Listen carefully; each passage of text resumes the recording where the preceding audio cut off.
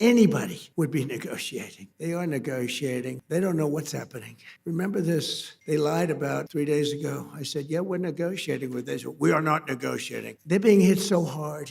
Anybody would be negotiating. They are negotiating. They're begging to make a deal. They're begging to make a deal. Turned out I was right. They were negotiating, which they admitted 2 days later. The Gulf of Mexico is going to be called the Gulf of America. Well, we had that with the Gulf of Mexico, remember? And one day I said, why is it the Gulf of Mexico? We have 92% of the area around it. They have 8%, really less than 8%. But for 350 years, it was called, they were there 100 years longer than us, Mexico. They're at 350, we're at 250. And I said, often asked myself, why do we call it the Gulf of Mexico? It seems like we dominate. Well, when I checked, it was more than 92%. So I announced, I wouldn't say Mexico was thrilled, but I announced that from now on, the Gulf of Mexico is going to be called the Gulf of America. And it took about 1 hour and it was done. Everybody. But if the big one ever happened, I guarantee you they wouldn't be there. This is NATO. And I've always said NATO's a paper tiger. And I've always said we help NATO, but they'll never help us. And if the big one ever happened, and I don't think it will, but if the big one ever happened, I guarantee you they wouldn't be there. And we learned from that. And remember what I said, because they made a big mistake. They were not there. So we had tremendous support from countries that were not in the general area, but they were tremendously supportive. I think Turkey was fantastic, actually fantastic. And they stayed out of things that we asked them to. And he's a great leader. He's a great leader. And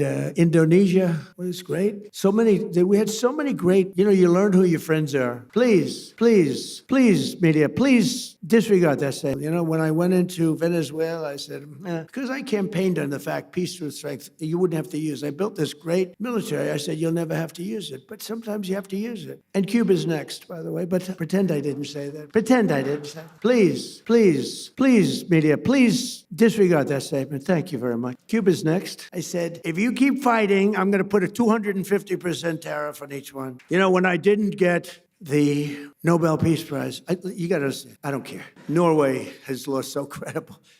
I stopped 8 wars. I even stopped India and Pakistan. And they were going at it for a week. They had 9 planes already shot. They were in a war. I stopped them. You know how I stopped them? I said, if you keep fighting, I'm going to put a 250% tariff on each one. No, you cannot do that. I said, I'm doing it. All right, we won't fight anymore. That's how I stopped. I use tariffs to stop. You ever hear of anything like that? I don't ask for screening of the questions. And I'm asked to take a few questions. And unlike other politicians, they would like the questions screened. I don't ask for screening of the questions. You can ask me anything you want. You can talk sex. You can do whatever the hell you want. I'm here for you. Whatever question you want, you can ask. So do you want to do that? Do we have some people handling this? I always like to hang around with losers, actually. I've watched a lot of people, leaders, great leaders. And, the one thing about sports is you break it down into 2-hour periods. You don't have to wait a lifetime to find out is somebody a winner or a loser. You got a lot of losers, mostly losers, fortunately. It's a good thing to have a lot of losers. I always like to hang around with losers, actually, because it makes me feel better. I hate guys that are very, very successful and you have to listen to their success stories. I like people that like to listen to my success. But I find, and I found this, and I'm only kidding, I want to say that, sort of. But I find that people that win, it's much easier to lead when you're successful and you win. And I know it doesn't sound right for me to say this. Well, I'll tell you what. So I told you that I settled 8 wars. That means millions and millions of people. So I've saved millions and millions of people. And I know it doesn't sound right for me to say this, but I'd love my legacy to be made as a great peacemaker, because I really believe I'm a peacemaker. It doesn't seem it right now, but I think I'm a peacemaker.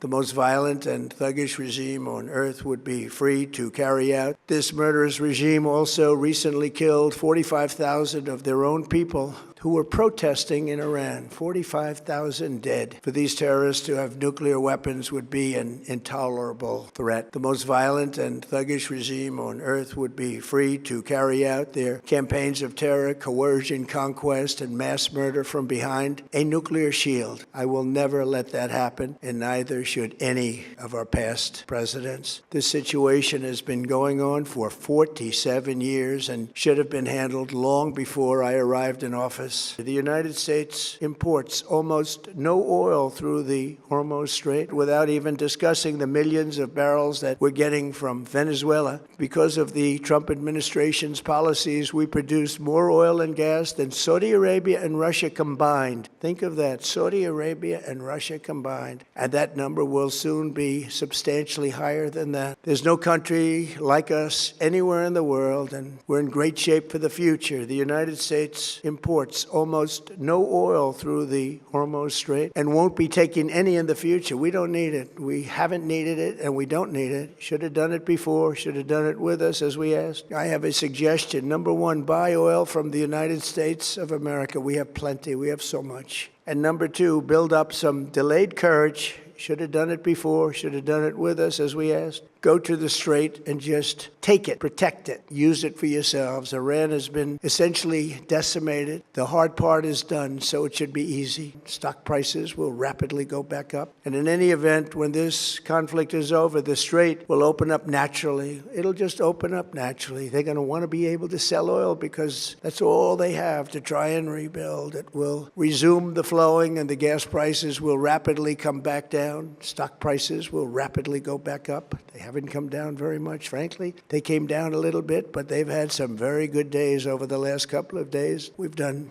actually much better than I thought, but we had to take that little journey to Iran to get rid of this horrible threat. We're going to bring them back to the Stone Ages where they belong. I've made clear from the beginning of Operation Epic Fury that we will continue until our objectives are fully achieved. Thanks to the progress we've made, I can say tonight that we are on track to complete all of America's military objectives shortly, very shortly. We are going to hit them extremely hard over the next 2 to 3 weeks. We're going to bring them back to the Stone Ages where they belong. In the meantime, discussions are ongoing. Yet if during this period of time no deal is made, we have our eyes on key targets. If there is no deal, we are going to hit each and every one of their electric generating plants very hard and probably simultaneously. We have not hit their oil, even though that's the easiest target of all, because it would not give them even a small chance of survival or rebuilding. The Korean War lasted for 3 years, 1 month, and 2 days. American involvement in World War